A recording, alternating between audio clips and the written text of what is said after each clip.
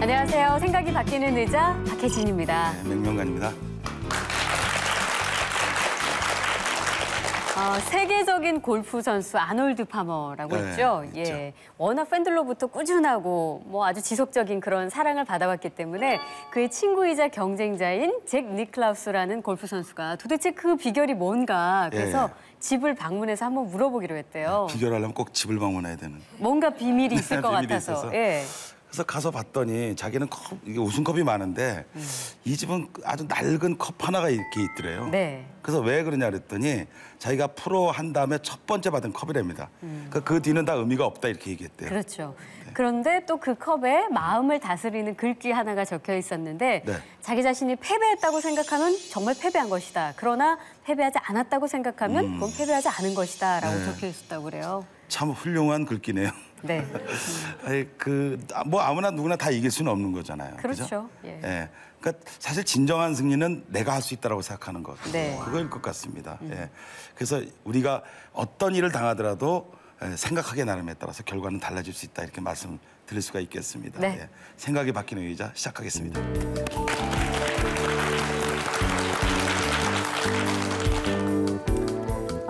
2015년도 이제 정말 얼마 남지 않았네요. 남았어요. 네. 예, 올 한 해 어떠셨어요? 정말 분주했어요. 워낙 바쁘시거든요, 강연 다니시고. 세상이 저를 요구하더라고요. 왜 이렇게 맹 교수님만 요구하는 거예요? 저도 좀 요구해 주세요. 저도 미스테리예요. 근데 이쯤 되면은 이제 한 해를 정리하는 게 대부분이지만 조금 더 그렇죠. 부지런하신 분들은 네. 이제 새해를 계획하시는 분들도 많이 계시죠. 그렇죠. 네. 저희 때는요, 그 일정이나 이런 스케줄을 노트나 이런 거, 다이어리나 이런 걸 받았어요. 그죠? 네. 그래서 지금 시점엔 저희가 많이 선물을 받았죠. 그렇죠. 근데 요즘엔 스마트폰으로 한다면서요? 거기로 정리 많이들 하시죠. 네. 예. 근데 사실 저도 지금도 다이어리 쓰는 걸 즐겨 하는데 오늘 소개해드릴 분이 이 다이어리하고 굉장히 관련이 깊은 분입니다. 아, 그래요? 네. 자, 3P 자기경영연구소의 강규형 대표를 모시겠습니다. 큰 박수로 맞아주세요.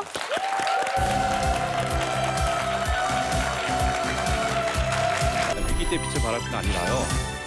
모든 성공률의 가장 중요한 것 중에 하나가 바로 정직이라고 얘기합니다. 저는 우리 주변의 사람들과 비교하거나 경쟁하지 않았으면 좋겠습니다.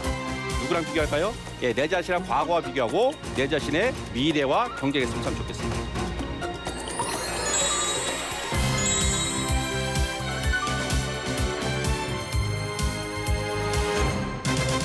방금 소개받은 3P 장애인연구소의 대표 강규형입니다. 그리고 대한민국의 그 독서 운동을 하고 있는데 독서 프로그램 나비의 또 대표를 맡고 있습니다. 다시 한번 인사드리겠습니다.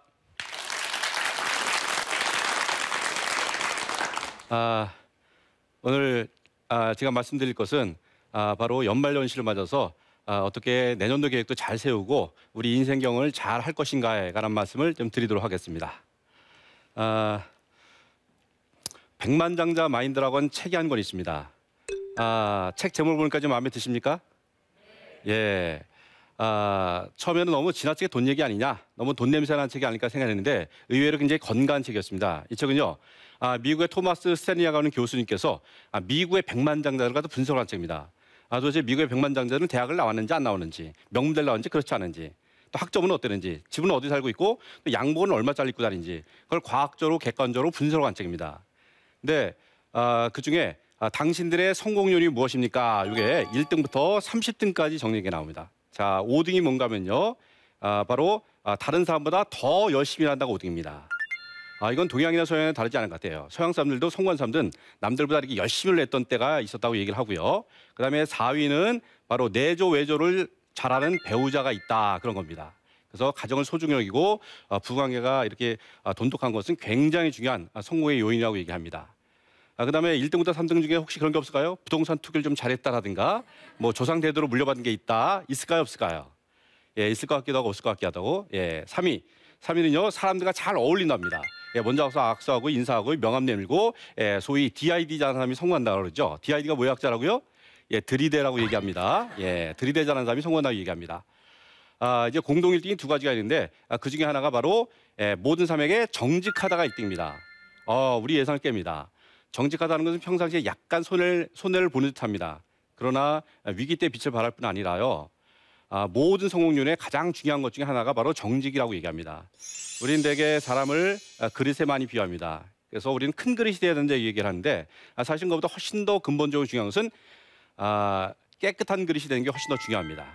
그래서 우리가 정직한 것이 우리 개인이 됐던 조직이 됐던 최고의 경쟁력이 됐으면 참 좋겠습니다. 더불어서 공동 1등 또 하나가 바로 뭔가 하면 바로 자기 관리가 철저하답니다. 이게 얼마나 중요했으면 미국에서 가장 성공한 사람들이 첫 번째로 꼽은 게 바로 자기 관리를 꼽았습니다. 우리 주변에도 대단한 위치에 올라가는데 자기 관리가 안 돼서 추락하는 모습을 너무너무 많이 보입니다. 전에 타이거 우즈 대단했었는데 지금 훅 떨어졌잖아요. 뭐에서 실패했습니까? 바로 자기 관리에서 여자 문제인가요? 그런 것 때문에 떨어졌습니다. 최근 들어서 운동선수들이 뭐 이렇게 원정 도박 이런 것 때문에 지금 막 추락하고 있잖아요. 너무 안타깝습니다. 그 위치에 올라가기 얼마나 많은 애를 썼을 텐데 그 위치에 올라서 이 추락하는 모습을 보면서 이 자기 관리가 얼마나 중요한지를 다시 한번 새삼스럽게 느끼는 것 같습니다. 자, 그렇다면 그런 자기 관리 분야가 도대체 뭐가 있을지 제가 몇 가지만 더 소개를 드리도록 하겠습니다. 그중에 첫 번째가 바로 기록 관리입니다. 기록도 굉장한 기술고 노하우고 지적 재산입니다. 기록을 어떻게 하냐에 따라서 자신의 몸가치가 많이 달라질 겁니다. 그래서 여러 가지 원리는 있지만은 오늘은 제 사례 중심으로 제가 말씀드리도록 하겠습니다. 저는 제가 기록 관리했던 그 사례들인 샘플들인데요. 저는 저런 바인더를 한 800건 정도를 가지고 있습니다. 제가 수많은 분한테 이제 질문드립니다. 사회생활 경력이 몇 년 정도 되십니까? 5년, 10년, 15년, 20년 그 경력에 걸맞게 잘 정리된 그런 그 기록물을 가지고 계십니까? 여쭤보면 95%가 없습니다. 이사 가면서 없었습니다. 부서를 옮기면서 없었습니다. 업종을 바꾸면서 없었습니다. 나머지 5%는 있긴 있는데 라면 박스 안에 들어가 있습니다. 주로 이거 전 직장에서 했었던 업무에 관한 것들도 이렇게 체계적으로 다 만들어놨고요. 그다음에 이거는 제가 또 세일즈 할 적에 했던 것들도 이렇게 모아놨고요. 그다음에 제가 또 뭐 신앙생활에 관한 것들도 있고요. 그다음에 해외에서 강의했던 그런 이제 해외 강의 한 20번 갔다 오는데 그런 매뉴얼도 다 모아놨고요. 그리고 이런 방식으로 제가 한 800건을 가지고 있는데 제가 잠시 그 샘플을 갖다가 실제로 잠깐만 보이도록 하겠습니다. 이 트렁크를 가지고 나오면 많은 사람들이 출장 갔다 왔냐 그런 얘기를 많이 합니다. 아니면 뭐 동남아 순회 공연을 뭐 갔다 왔냐 말씀하시는데 제가 강의 때마다 이걸 가지고 다닙니다. 그래서 잠깐 보여드리면은 오늘은 한 30건만 가져왔는데 저는 이런 바인더가 한 800건 정도를 가지고 있습니다. 그래서 업무가 됐던 제 개인 관심사가 됐던 그때 중요하다는 것을 다 이렇게 모아놨는데 이렇게 되면은 체계적으로 본인의 지식들이 잘 저장되고 이제 분류될 수 있다고 저는 생각합니다. 그래서 저는 이런 방식으로 제가 기록 관리를 하고 있고요. 두 번째 주제가 이제 시간 관리입니다. 시간 관리는 사실 인생 관리라고 해도 과언이 아닐 정도로 굉장히 중요한데 모든 사람이 다 고민을 합니다. 그런데 저도 시중에 나와 있는 수많은 책을 갖다가 이제 분석을 해봤는데 원리들은 참 많습니다. 그런데 하우투를 얘기하지 않습니다. 어떻게 할지에 대해서 저는 오늘 가장 중요하고 파워풀한 그런 솔루션을 갖다가 한 가지만 말씀드리겠습니다. 시간 관리에서 가장 중요한 첫 번째는요. 역시 피터 드러커 교수님, 경영학의 아버지, 경영학의 창시자 피터 드러커 교수님께서 이렇게 얘기했습니다. 너의 시간을 알라. 이게 무슨 말이죠? 지금 내가 쓰는 시간들이 어떻게 사용되는지 알지 못하는 이상 시간을 어떻게 관리할 수 있는 방법이 없다고 얘기합니다. 내 매일 시간이 다 새나가고 있는데 거기 무슨 짜투리 시간을 이용하는 게 무슨 의미가 있냔 말이죠. 미국의 큰 기업체 회장들을 갖다 조사를 해보니까 이분들이 너무 바쁘대요. 어떤 사람이 예고 없이 딱 찾아가면 단 5분도 만날 수 없답니다. 그분들이 진짜 이렇게 바쁜 거고 컨설턴트를 딱 붙여서 24시간 다 체크해서 한 달 동안 통계를 해봤는데 놀라운 결과가 나왔어요. 이 회장님들은 중요한 데 쓴 시간은 불과 30%가 안 되더래요. 그럼 나머지 70%는 어디다 썼을까요? 이런 데 썼습니다. 본인이 안 가도 되는 미팅, 본인이 안 해도 되는 연설, 본인이 안 가도 되는 파티에 가고 있었음에도 불구하고 본인은 열심히 일을 했다고 착각하고 있었다는 거죠. 그래서 이런 착각에서 벗어나려면 어떻게 하라고요? 그래서 피터 드러커 교수님께서는 시간을 기록해보라고 합니다. 시간을 기록해보라는 거. 시간을 기록해보지 않은 이상 본인의 시간이 어떻게 썼는지 전혀 알 수 있는 방법이 없습니다. 그래서 드러커 교수님께서 하신 말씀이 경영지에 대한 조언은 보통 일을 계획하라로부터 시작한다. 당연한 말씀 드린다. 그런데 문제는 계획이 잘 진행되지 않는다는 데 있다. 성과를 올리는 사람은 일에서 출발하지 않는다. 시간으로부터 출발한다. 계획에서 출발하지도 않는다. 시간이 얼마나 걸리는지 명확하게 파악한 수업에서 출발한다. 굉장한 통찰력이죠. 우리는 어떤 일 시작할 때 어떻게 배웠습니까? 너 계획부터 세워라? 천만에요. 계획부터 세우는 게 아니라 시간이 얼마나 걸리는지 파악하면서 추가한단 말이죠. 저는 쫓기지 않으며 살고 있습니다. 왜 그런가요? 예, 시간을 기록하면서 그게 가능했습니다. 그래서 시간 관리 제일 중요한 첫 번째는 시간을 기록한다는 겁니다. 물론 뭐 두 번째 뭐 우선순위라든가 세 번째 새벽형 인간 뭐 이런 것들도 있는데 그거는 이제 다음번에 한번 말씀드리도록 하고 일단 가장 중요한 건 말씀드리겠습니다. 자, 그다음에 세 번째 주제가 이제 목표 관리입니다. 이 자기 경영에서 이 목표 관리는 굉장히 중요한 역할을 합니다. 우리가 소위 말하는 성공에 관한 어떤 책을 보더라도 반드시 두 가지 주제는 다루는데 그게 하나가 시간 관리와 목표 관리입니다. 자, 그래서 목표 관리에서 가장 중요한 개념은 이 성공한 3%란 말이 있습니다. 어느 조직이나 어느 단체나 성공한 3% 그룹이 있다고 얘기합니다. 미국의 예일 대학도 마찬가지고 하버드 대학도 마찬가지라고 얘기합니다. 하버드 대학 그 대학원 출신을 조사해보니까 이 성공한 3% 그룹이 있더랍니다. 이 사람들은요 나머지 97%보다 최고 연봉을 10배를 많이 받대요. 10배. 나중에 몇십 년이 지난 다음에 조사해보니까 그 사람들이 갖고 있는 재산이 더 많답니다. 도대체 이 3%는 도대체 무엇이 다를까 이렇게 직접 조사를 해봤습니다. 처음에는 특별한 차이점이었는데 조사하니까 한 가지 차이점이 있었는데 그게 바로 뭔가 하면 바로 자기의 목표를 종이에 썼다는 겁니다. 예, 종이에 적은 목표를 가지고 있다는 것이 유일한 그 차이점이었습니다. 그래서 오늘 우리가 수첩을 하나 쓰더라도 전략적 도구로 활용을 하고 자기를 차별화시킬 수 있는 대단한 도구로 저는 활용할 수 있다고 저는 생각을 합니다. 자, 올 초에 시작할 적에 영광에 혹시 세우셨나요? 어떠세요? 한번 세우면 손 한번 들어보실까요? 예, 한두 분 계시네요. 예, 나머지 분들은요. 예, 이러시면 아니 되오십니다.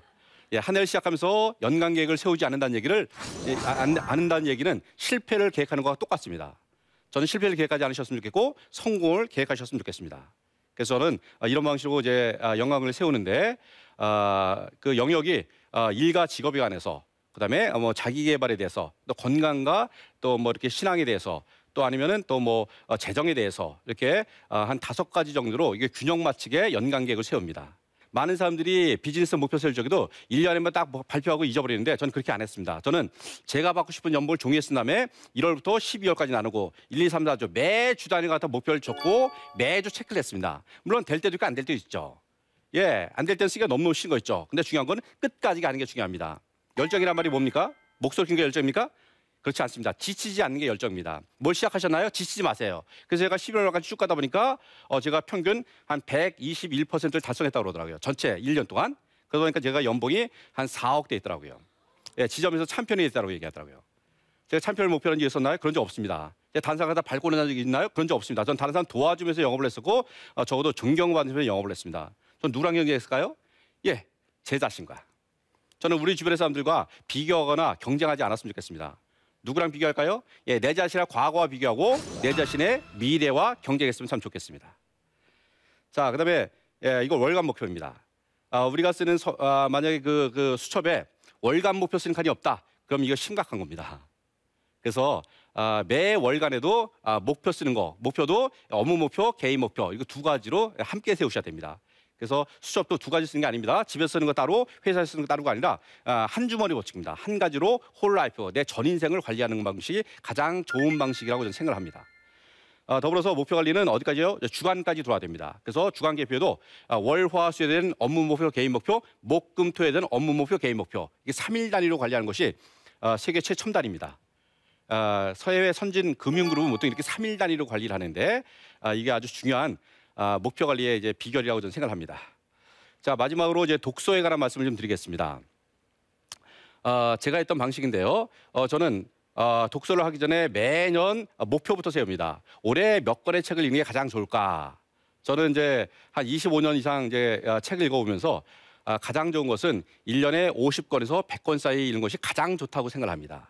제가 경험상 내 업무에 지장되지 않으면서 업무에 시너지가 나면서 딱 좋은 게 50권에서 100권 사이인 것 같아요. 처음에 도전할 때는 일주일에 한 권씩 해서 1년에 50권 하고 그게 되면은 그다음에 100권 도전해도 괜찮을 것 같습니다. 저도 이렇게 목표를 갖다 이렇게 적었더만은 그래서 꾸준하게 내려갔습니다. 그랬더만은 제가 연말이 되니까 108권을 봤습니다. 목표를 갖지 않고 책을 읽으면 1년에 한 10권, 12권을 보는데 목표가 가지니까 10배를 더 많이 봅니다. 그래서 제가 썼던 거 목록 그대로 다 이렇게 적어놨고요. 그다음에 독서를 읽는 것으로 끝내지 말고 좀 정리하면 참 좋습니다. 독서를 정리할 적에는 본계적 방식으로 하면 참 좋습니다. 본계적은 뭔가 하면요. 본 것은 what I see라고 그랬죠. what I see. 그래서 내가 저자가 얘기한 게 뭐냐. 저자의 핵심이 뭐냐. 이걸 파악하는 것이고 깨달은 것은 저자는 그렇게 얘기하지만 나는 이렇게 느꼈다. 내가 깨달은 걸 갖다가 깨라고 얘기합니다. 적은 적용을 말합니다. 그래서 학생들까지는 그래도 재미로 책을 봐도 되겠지만은 성인이 된 이상 더 이상 재미로만 책 보면 안 되고 반드시 적용하지 않으면 저는 시간 낭비라고 생각합니다. 그래서 반드시 적용하는 훈련을 하셔야 되고 그래서 정리도 그렇게 하지만은 독서 노트까지 만들면 훨씬 더 좋습니다. 저는 한 권으로 시작했던 것이 늘어나서 지금은 한 50권 정도의 독서 노트가 있습니다. 가나다로 모아야 되기 때문에 되도록 링으로 돼서 넣었다 뺐다가 가능한 바인더 형태가 굉장히 좋습니다.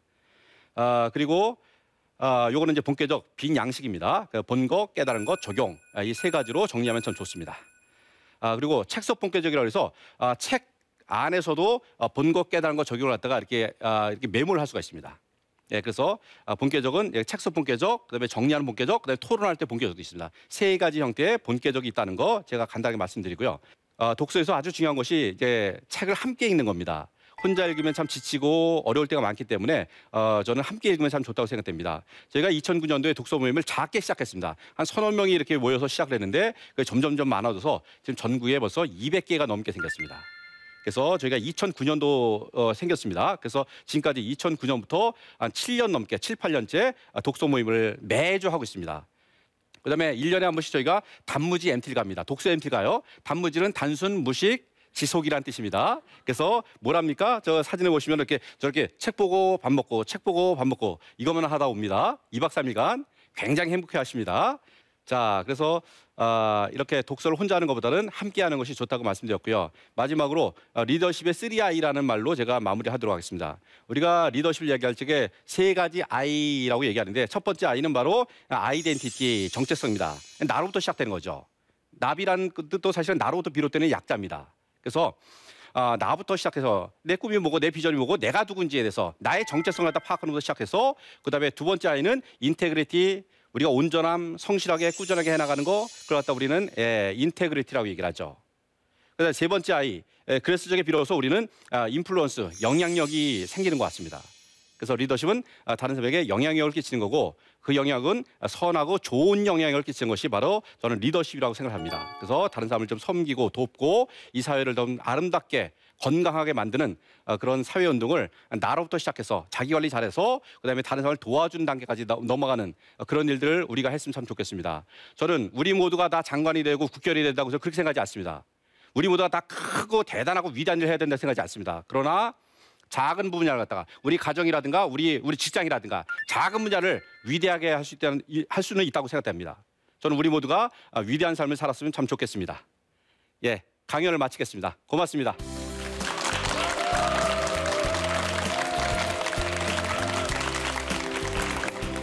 제가 계속 강의하면서 계속 탄식을 했어요.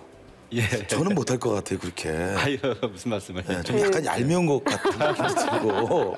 너무 빈틈없는 사람인 것 같은 그런 느낌은 받았어요. 그러니까 상사 같은 경우에는 되게 힘들었을 것 같아요. 그렇죠. 직장생활에 방황을 좀 하셨다는데 네. 어떻게 그걸 극복하셨죠? 예, 처음에 저희 때는 다 이렇게 운동권들이었잖아요. 그렇죠. 그래서 이제 자연스럽게 뭐 노동작업을 하자. 그래서 이제 방황하며 시작을 했는데, 그런데 이제 제가 이제 전 직장에 일했는데 이제 거기에 독특한 교육과 훈련을 통해서 인생의 가치관이 많이 달라지더라고요. 저는 이제 민중해방이었다가 점차 뭐 경영, 관리 뭐 이렇게 달라지면서 인생이 아주 많이 달라졌고 그다음에 제가 입사 3년 살 때 저는 생산 관리, 옷을 만드는 일을 했었는데 그 당시 제가 서울, 부산, 대구에 공장을 수십 개를 돌리고 그것도 모여서 인도의 공장, 스리랑카, 베트남, 중국의 대형 공장 라인을 돌려야 되는데 혼자 맡은 금액이 이 판매가로 430억이었습니다. 네. 430억 일을 하는데 도대체 감당이 안 되는 거예요. 그래서 그러던 중에 그 92년도인가에 전 직원들한테 이 회장님께서 바인더 커버 껍데기만 나누셨는데 전 그때부터 안쪽을 개발하기 시작했습니다. 왜 그런가 하면 일을 잘해야 되기 때문에 워낙 사고가 많이 나는데 사고만 터지면 몇 억씩 손해 보지 않습니까? 그렇죠. 그래서 어떻게 하면 이걸 잘할까 고민하다가 이 안쪽에 수많은 양식을 만들기 시작하고 그래서 하다 보니까 성과가 나기 시작하고 사고가 줄어들고 그다음에 제가 했던 걸 갖다가 그냥 자연스럽게 주변에 나눠줬더니만은 그게 소문이 나서 그냥 자연스럽게 사내 강사가 됐던 거죠. 그러니까 처음에는 예. 개인의 업무 필요상 시작을 하는 그렇죠. 것이에요. 예. 너무 절실했던 거죠. 일이 너무 많은데 공장을 수십 개를 돌려야 되는데 그 감당이 안 되는 거예요. 그 옷이란 게 굉장히 공정이 복잡합니다. 복잡하죠. 네. 예, 이런 걸 갖다가 430억이니까 그 혼자 감당하기는 뭐 보통 일이 아니죠. 그러니까 동기부여는 회장님이 하신 거네. 예. 커버를 회장님께 많이 처음에 배웠습니다. 주셨던 예, 그. 예, 예. 근데 저는 이제 들으면서 이제 또 새해가 되니까 나도 좀 저렇게 빼곡하게 해볼까라는 생각이 든과 동시에 예. 지금은 뭐 디지털 시대라고 뭐 예. 다들 이야기하고 실제로 우리 예. 생활에 아주 가까이 다가와 예. 있잖아요. 예, 그런데 예. 이런 디지털 시대에 아날로그적인 제안이라서 오히려 더 신선하게 다가왔었거든요. 예, 예. 그래서 사실 이런 기록을 한다는 것은 그만큼 시간도 더 많이 들 뿐만 아니라 기록이 쌓이면 이 부피가 어마어마해지기 때문에 오히려 더 디지털로 그렇지. 전환해야 된다 이런 얘기들을 그런 훨씬 많이 필요성이 하는데 예, 예. 왜 아날로그적인 제안을 하셨을까요? 예. 사실 이제 이 수첩은 이제 아날로그라고 보이지만은 사실은 예. 아날로그가 아니라 디지로그입니다. 디지로그. 디지로그. 예, 예. 네. 그러니까 이어령 박사님이 만드신 네, 게 이어령 디지로그란 말인데 그러니까 디지털과 아날로그 합성한 말이죠. 네. 그러니까 일반적인 수첩은 손으로만 쓰는 게 가능한데 제가 만든 거는 이제 보시면 알겠지만 뭔가 복사하거나 출력할 수 있습니다. 이 안에 이렇게 복사하거나 출력해서 집어넣을 수 있거든요. 네. 그러니까 이거는 굉장한 속도입니다. 그래서 이걸 본 사람들이 상상을 못 하는데 그래서 저는 당연히 저희도 디지털 많이 사용을 하거든요. 네. 핸드폰도 많이 쓰고 그래서 디지털과 아날로그를 함께 쓰는 거. 그래서 요거는 워딩에서 출력해서 꽂을 수도 있고 그다음에 또 복합기로 디지털 복합기로 출력해서 집어넣을 수도 있고 그렇기 때문에 요거는 디지로그인 거고 네. 그다음에 디지털에 그 수많은 그 정보가 많지만 그게 내 지식은 아니지 않습니까? 그렇죠. 진짜 내 손때 묻은 지식만이 아마 내 거가 될 것입니다. 그리고 우리 인간이란 것은 인생이란 것은 사실 과거의 축적이거든요. 근데 의외로 사람들이 과거의 축적이 거의 없습니다. 네. 놀라울 정도로 그 사람을 정의하고 그 사람의 그 아이덴티티를 정의하는데 그 사람의 과거의 자료가 한 개도 없어요. 너무 심각할 정도로. 어떤 분들은 심지어 은퇴해서 지금 이제 그 퇴직을 했는데 30년 동안의 그 직장 생활의 그 기록물이 아무것도 없으세요. 수첩 하나도 없으시거든요. 그러면서 이제 제 그 바인더 800권을 보고서 너무 충격을 받으면서 그냥 아쉬워하세요. 네, 지난 모두가 시간들. 아쉬워하세요. 예. 네, 그렇기 때문에 저는 디지털을 당연히 쓰는데 디지털과 아날로그를 함께 쓰는 디지로그가 바로 정답이 아닐까 그런 생각을 합니다. 제가 알기로는 500권인데 벌써 300권이 늘었네요. 그 사이에 예, 맞습니다. 네, 예, 네, 그때 네. 됐을 적에 예, 500권이라고 500권이었는데 말씀하셨는데. 더 늘었습니다. 지금 뭐 한 800권 이상 뭐 예. 지금 바인더를 갖고 계시다 하니까 예, 이 기록이 어떤 영향을 주던가요? 어떤 예. 일을 하실 때 어떤 영향을 끼쳤나요? 예, 그 아까도 말씀드렸듯이 저는 제가 한 20여 년 전에, 5년 전에 이렇게 CEO가 되겠다는 목표를 썼는데 그게 놀랍게 이루어졌고, 그다음에 제가 세일즈 할 적에 첫 달 월급이 120만 원으로 시작했거든요. 예. 120만 원으로 시작했지만 제가 받고 싶은 연봉을 종이에 쓴 다음에 그걸 다 기록을 했더만은 연봉이 4억 돼 있습니다. 그리고 저뿐만이 아니거든요. 저한테 교육을 받은 수많은 사람들이 지금 요즘은 수백 명이 넘는데 대학생들은 이걸 통해서 학점이 장학생으로 가고 심지어는 4.5 만점으로 나오는 사례들도 있고요. 근데 그 말씀은 그러니까 목표 의식이 있기 때문에 그 중간 과정을 지금 얘기 안 하셨지만 예. 점프한 게 아니잖아요. 예, 이 예, 중간 그렇죠. 과정은 정말 예. 수없이 예. 뭐 흘린 땀이 있을 것이고 예, 노력이 예. 있을 것이란 말이죠. 예. 그러니까 목표를 기록하는 순간 의식이 들어오기 시작하면서 이렇게 소위 말해서 눈동자가 이렇게 빛이 나기 달라져요? 시작합니다. 예. 그래서 이제 쓰기만 해도 회사 매출이 20, 30% 올라간 건 아무것도 아니라고 얘기하거든요. 네. 그렇기 때문에 이렇게 기록하는 것 자체가 효과가 있다고 저는 생각을 합니다. 네. 기록하는 자가 성공한다는 얘기는 참 예. 대단히 감명 깊었습니다. 예, 예, 예. 그래서 마인드맵에 대한 것들은 예. 한번 우리가 해볼 필요가 있다고 생각하고요. 예, 예. 네. 정말 좋은 강연에 또 좋은 대화 나누신 대표님께 큰 박수를 부탁드립니다. 예, 예. 감사합니다. 예, 고맙습니다. 예.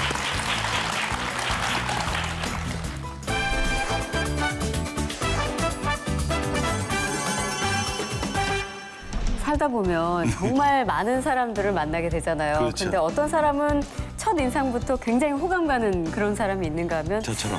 예. 네? 뭐라고요? 저처럼. 어떤 사람은 왠지 거부감이 있고 좀 낯설고 맞아요. 더 낯설고 그런 사람이 네, 있는데 피로감, 예, 저는 교수님을 처음 만났을 때 긴장 좀 하세요. 어떤 느낌이었냐면 아 정말 마치 알고 지내던 동네 아저씨인 것이냐 그렇게 친근한 느낌이 들더라고요. 아, 왜 이러세요? 아니 저는 어떠셨는지 아니, 바로 질문하려고. 이 질문 때문에 그런 거거든요. 어떠셨어요, 어휴, 저는? 제가 늘 TV만 보던 그런 상황에서 보니까 네. 너무 똑같은 거 있죠. 네, 조금 짜증은 그게 났죠. 그게 그건가요? 네, 아니야. 아, 칭찬인가요? 여러 개를 해줘야 돼 지금. 해줘야 돼. 근데 좋은 이미지고요. 그다음에 이 미인이랑 같이 이렇게 프로그램 진행하는 게 굉장히 좋더라고요. 제 이미지가 좋아진 것 같은 느낌? 네. 결국은- 영혼이 없죠? 결국은 네. 본인에게 좋았다. 네, 예. 그렇습니다. 아무튼 뭐 사실 교수님과 저는 그래도 네. 상당히 호감을 갖고 이 네. 프로그램 처음 시작한 것 같은데 네, 네, 네, 네. 이 좋은 이미지라는 것은 사실 굉장한 경쟁력이거든요. 그렇죠. 자기만의 네, 그렇죠. 경쟁력. 그래서 CEO들이나 아마 그 세계 리더들은 호감 가는 말투 그렇죠. 혹은 제스처 네네, 뭐 이런 것까지도 배운다고 그러더라고요. 예, 맞아요. 오늘 소개할 분이 그런 이미지 메이킹의 리더죠. 네. 독보적인 리더라고 제가 이렇게 말씀드릴까요? 네, 그렇게 아까 부탁해드려서 독보적인 리더입니다, 진짜. 예, 김경호 이미지 센터의 김경호 교수님을 큰 박수 맞으시기 바랍니다. 네. 대단한 귀인을 제가 소개해드리겠습니다. 기대가 되십니까? 네. 자, 그 귀인이 어디 계실까요? 바로 옆에 계신 분을 보십시오. 이 치장 이렇게 되면 이건 가짜가 되는 거 아니겠어요? 그러니까 뭐냐? 현상이 좋으려면 속에 있는 본질이 좋아야 돼요. 죄송하지만 이미지 메이킹보다 브레이킹이 먼저입니다.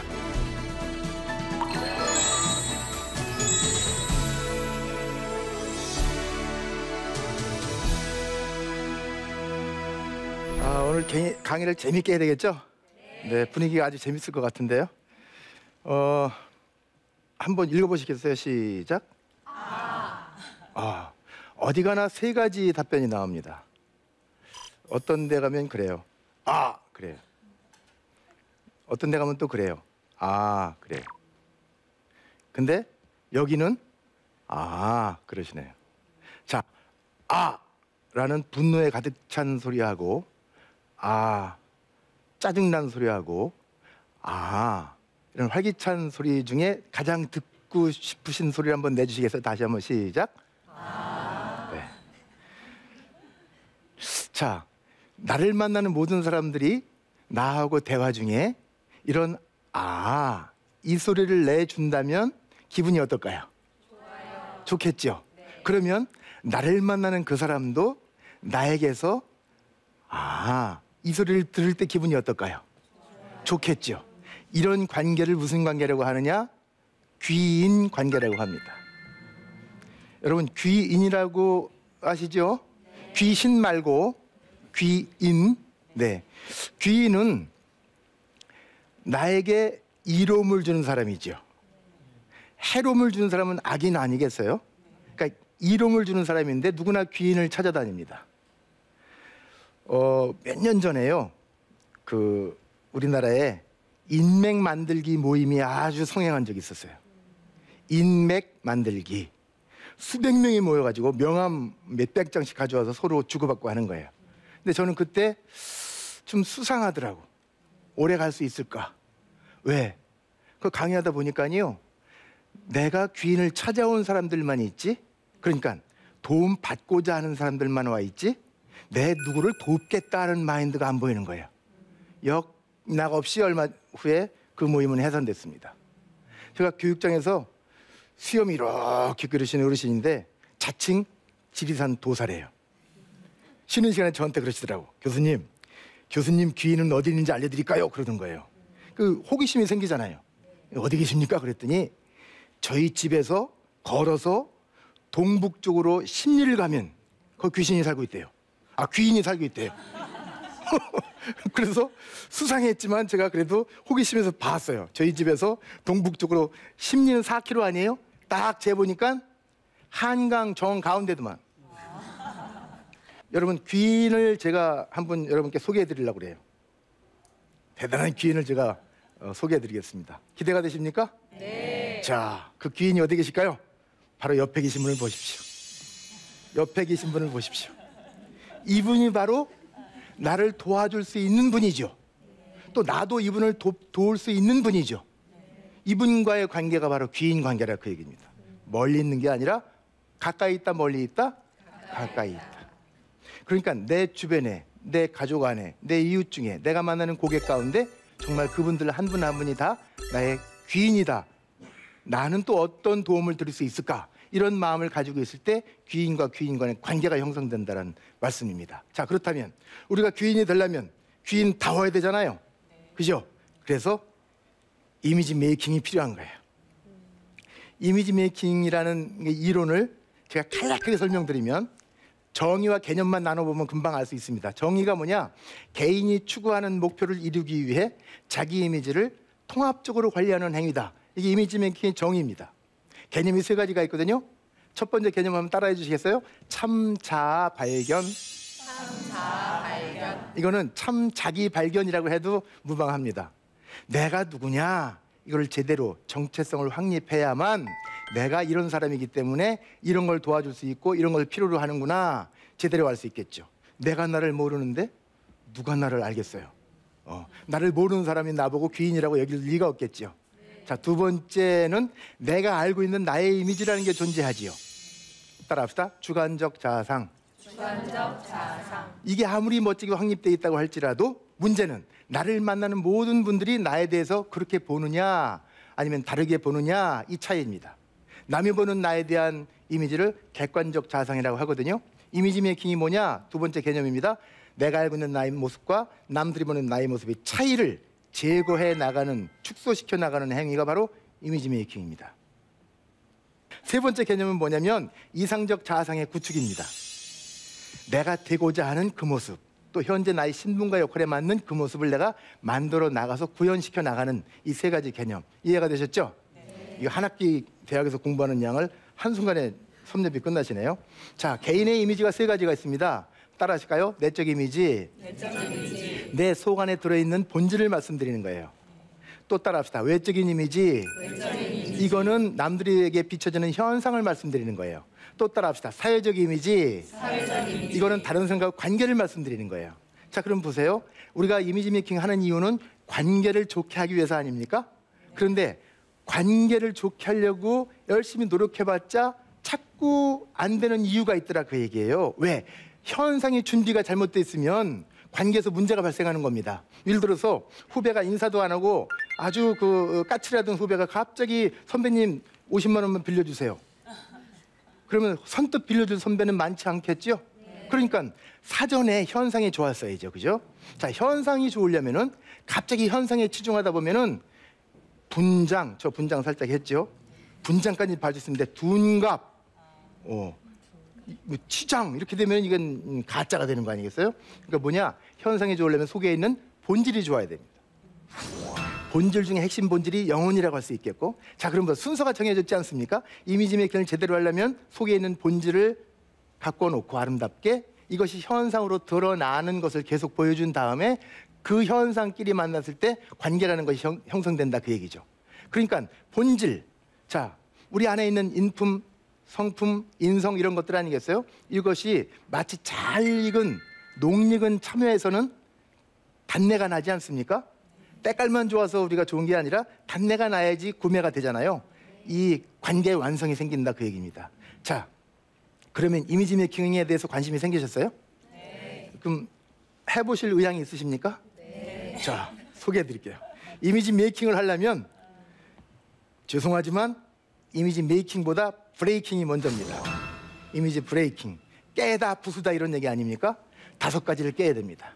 첫 번째 깰 것이 따라합시다. 착각을 깨야 됩니다. 무슨 착각이냐? 나는 내 얼굴을 봤어. 남들이 이 얼굴을 보고 나를 판단하겠지? 이런 거예요. 왜? 대인관계에서 맨 먼저 보는 것이 얼굴이기 때문에 나는 내 얼굴을 봤다고 착각하는 거예요. 두 번째 깰 것은 바로 생각입니다. 이 정도면 됐지 뭐. 이것이 최선이야. 가장 더 이상은 안 돼. 이런 착각을 깨야 됩니다. 그래야만 뭔가 깨면 속에서 나오는 게 있죠. 바로 귀인이 나옵니다. 우리가 얼굴에 먼지가 붙듯이 콘크리트처럼 점점 굳어집니다. 얼굴 인상이. 이거를 깨야 됩니다.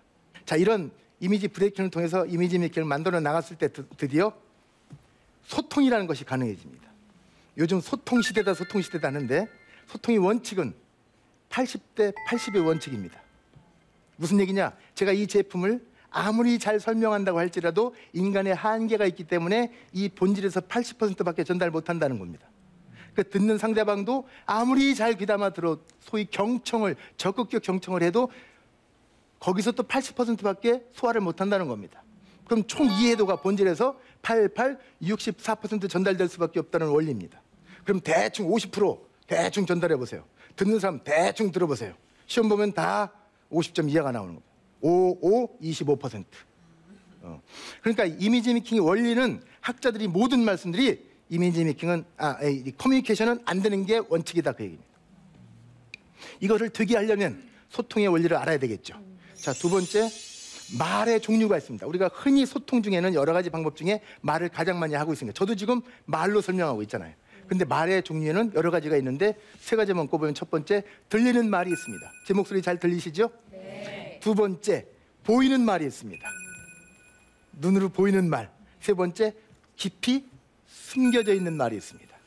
자, 이 세 가지를 활용해서 소통을 만들어 나가야 되는데 그래서 대박을 부르는 소통제가 세 가지를 소개하겠습니다. 첫 번째 따라합시다. 공감 소통. 이건 뭐냐? 들리는 소리뿐만 아니라 숨어있는 말까지 알아듣는 방법. 이것이 바로 공감 소통입니다. 듣는 사람이 그렇게 정성껏 숨어있는 말까지 들으려는 노력이 필요하다 그 얘기입니다. 세 번째 따라합시다. 존중 소통. 존중 소통이 뭐냐면 보이는 말, 들리는 말, 숨어있는 그 말을 내가 그대로 인정해 주는 거죠. 상대방의 말을. 이것이 안 될 때는 우리가 말하는 불통이 생긴다 그 얘기입니다. 그래서 자, 대박 소통을 만들어내기 위해서 제가 대박의 조건을 소개하고 마칠까 합니다. 자, 박이 뭡니까? 흔히 대박 하는데 박은 큰 박이죠. 이 속에 쓰레기가 들어있는 건 아니겠죠? 뭐 정말 귀한 것들이 가득 담겨 있겠죠? 자, 근데 박은 뭐예요? 박은 키워나가야 되겠죠? 제가 7가지 박을 소개하겠습니다. 우리가 키워나갈 박. 따라합시다. 첫 번째 따라합시다. 해박. 전문성이 해박해야 된다 그 얘기입니다. 내가 맡은 그 일에 대해서는 누구든지 나한테 물어보라고 그래. 이 정도의 자존감이 형성될 정도의 해박한 지식이 있어야 됩니다. 전문성입니다. 두 번째 따라합시다. 꼬박. 아, 이거는 의지력을 말하는 거예요. 쉬지 않고 멈추지 않고 내가 할 일을 꼬박꼬박 해나가는 그런 의지력. 이 두 가지는 내적 이미지에 해당됩니다. 또 따라합시다. 한박. 째려볼 땐 째려보고 화낼 땐 화내더라도 우리가 웃을 때는 한박 웃음이 열려야 되겠죠. 또 따라합시다. 금박. 여러분 쓰레기나 썩은 겉에다가 금박 입히는 거 못 보셨죠? 네. 귀한 물건일수록 금박 입혀서 오래도록 보존을 합니다. 그러니까 우리 내면에 있는 이 귀한 가치를 금박 입히듯이 연출하자는 얘기입니다. 또 따라합시다. 쌈박. 이건 언행을 말하는 겁니다. 이 세 가지는 외적 이미지에 해당되죠. 또 두 가지 나오는데 따라합시다. 순박. 요거는 신뢰성을 말하는 겁니다. 여러분 약간 순박하고 지난번에 차 내가 샀는데 오늘도 내가 사면 좋겠지? 좋아. 그럼 그 사람 좋아하지 않겠어요? 약간 손해보는 듯한 그런 상태. 순박한, 이건 신뢰성을 말하는 거예요. 여러분 아무리 훌륭한 사람이 있다고 할지라도 다 잘하고 다 좋은데 마지막에 믿을 수가 없다. 그러면 끝나는 거예요. 마지막 따라합시다. 단박. 이 7가지를 쇳불도 단김에 단박에 해내는 이 정신이 필요하다 그 얘기입니다. 이것이 벌레 먹거나 잘못 관리되고 잘 키워내지 못하면 쪽박의 조건으로 바뀌게 됩니다. 자, 전문성이 해박하지 못하고 희박하면 쪽박이 열리겠죠? 의지력이 꼬박꼬박 해야 되는데 깜빡했는데요? 이래버리면 안 되겠죠? 자, 얼굴 표정에 한박 웃음이 있어야 되는데 척박해봐요. 논바닥 갈라진 것처럼. 또 용모가 금박 입힌 것처럼 아름다워야 되는데 천박스러워봐요. 쪽박됩니다. 자, 언행이 쌈박하지 못하고 경박하거나 투박하면 문제가 되겠죠? 자, 신뢰, 순박해야 되는데 여기서 야박스러우면은 다 떠나가겠죠? 귀인이 도망가겠죠? 마지막 하나, 여기까지 단어들은 사전에 다 있는 얘기들입니다. 제가 밤새서 찾았는데 새벽 4시 넘어서 한 글자를 찾느라고 밤새했거든요. 이 단박에 반대말 되는 단어가 없더라고요. 근데 우리 젊은 친구들 쓰는 말 가운데 의미가 있더라고요. 뭘 것 같으세요? 띨박이더라고요. 자, 대박의 조건이 뭡니까? 그냥 막연하게 나한테 금은 부와 왕창 떨어져 주세요. 이거는 만화죠.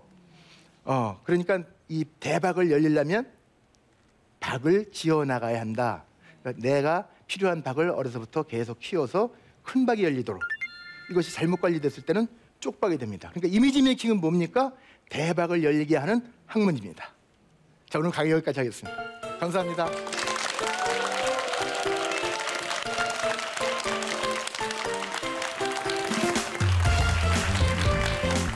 86년도인가요? 네. 그때 이미 이미지 메이킹 프로그램을 만들었고 네. 그래서 20몇 년을 지금 그쪽을 강의하시잖아요. 근데 그때는 진짜 이미지에 대한 중요성 그러니까요. 이런 게 별로 없었을 때 아닌가요? 어떻게 그렇게 말도 하셨죠? 없었어요. 네. 그래서 그러니까요. 기업체 우리 저 옛날에 이렇게 원고를 네. 써서 네, 보내지 네. 않습니까? 예, 예. 그러면 주제를 앞서가는 직장인의 이미지 메이킹 해서 예, 타이핑 맞아요. 쳐서 원고를 보내잖아요. 네. 인쇄된 교재를 딱 보면 제목이 바뀌었어요. 뭐라고요? 앞서가는 직장인의 이미지 메이크업.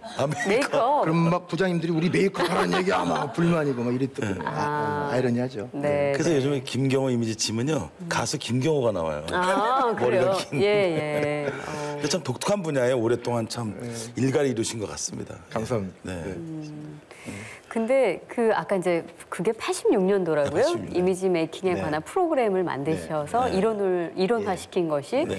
그런데 잘 생각해 보면 이제 교수님 다르고 저 다르고 앞에 계신 우리 그렇죠. 방청객 여러분들 다 다른데 각기 다른 이미지를 어떻게 프로그램화시켜서 일반화시키는 건가요? 그러니까 네.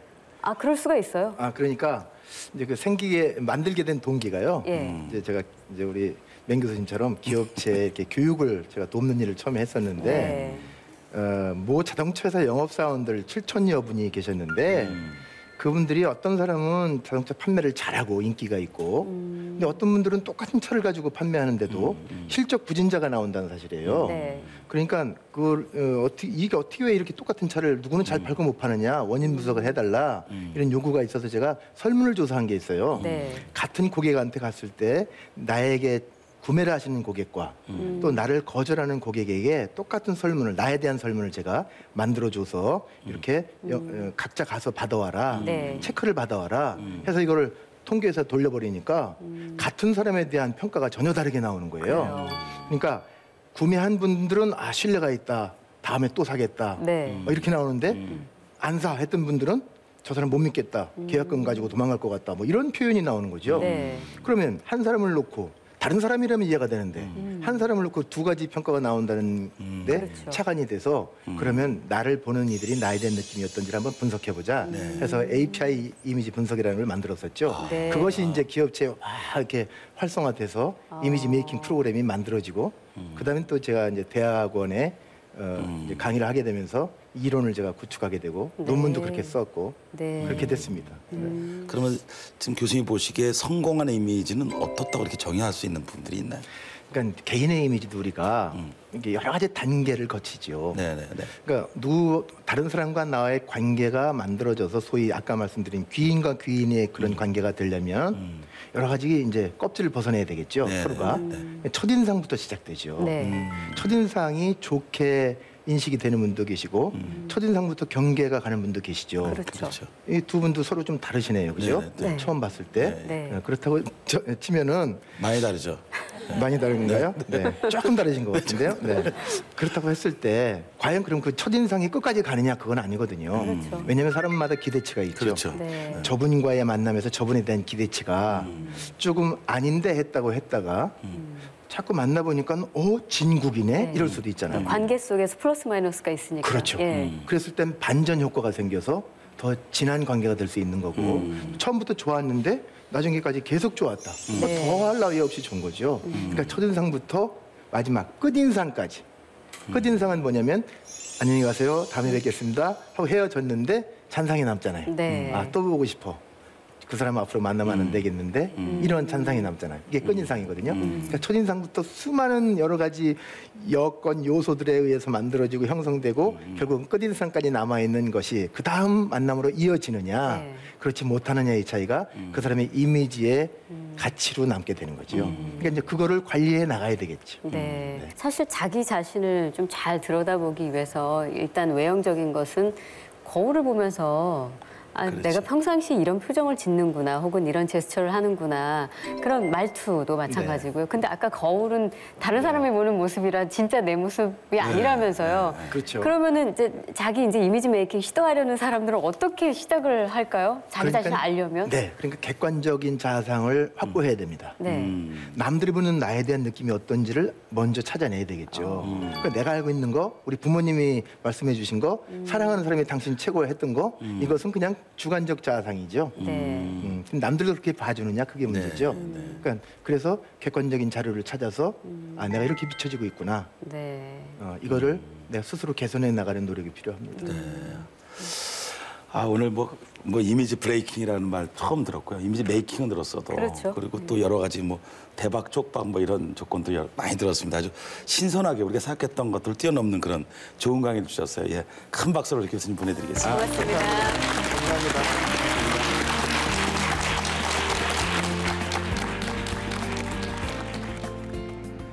첫 번째 강연자로부터 우리 기록의 중요성을 배웠습니다. 기록하는 자가 성공한다고 하는 것. 그리고 또 자기 관리에 대해서도 우리가 배웠습니다. 시간 관리, 지식 관리, 목표 관리 이런 관리를 통해서 자신의 목표를 세우고 또 실행하는 실천하는 그런 삶이 중요하다는 것을 또한 배웠습니다. 사실 우리가 불가능한 것들이지만 조금씩 우리가 한 걸음씩 나아가면 우리의 삶도 그 목표를 향해서 한 걸음 나아간다는 생각을 가져봤습니다. 두 번째 연세로부터 우리는 추상적인 이미지보다는 구체적인 이미지에 대해서 배웠습니다. 특히 대박 조건과 쪽박 조건은 우리가 좀 더 깊게 살펴봐야 될 그런 조건이 아니었나 이런 생각이 듭니다. 객관적 자상. 그래서 거울은 나를 보는 게 아니라 남이 나를 보는 거라고 하는 그런 이야기도 우리가 들었습니다. 사람의 얼굴에는 80가지의 근육이 있다고 합니다. 그중에서 20개의 근육을 사용하는데요. 특히 부정적일 경우를 긍정적인 것보다 2배 정도를 사용한다고 합니다. 새해에는 좀 더 이 긍정적인 근육을 사용할 수 있는 그런 이미지를 사용할 수 있는 좋은 환경에 우리가 있었으면 좋겠습니다.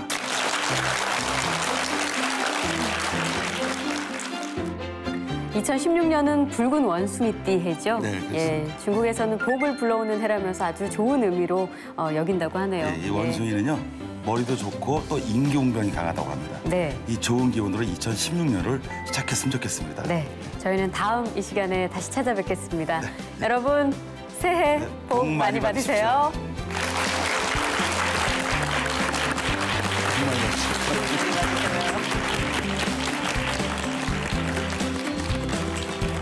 두 번째 주제가 이제 시간 관리입니다. 시간 관리는 사실 인생 관리라고 해도 과언이 아닐 정도로 굉장히 최근 들어서 운동 선수들이 뭐 이렇게 원정 도박 이런 것 때문에 지금 막 추락하고 있잖아요. 너무 안타깝습니다. 그 위치에 올라가기 얼마나 많은 애를 썼을 텐데 그 위치에 올라서 내가 맡은 그 일에 대해서는 누구든지 나한테 물어보라고 그래. 이 정도의 자존감이 형성됐을 정도에 남들이 이 얼굴을 보고 나를 판단하겠지 이런 거예요. 왜? 대인관계에서 맨 먼저 보는 것이 얼굴입니다.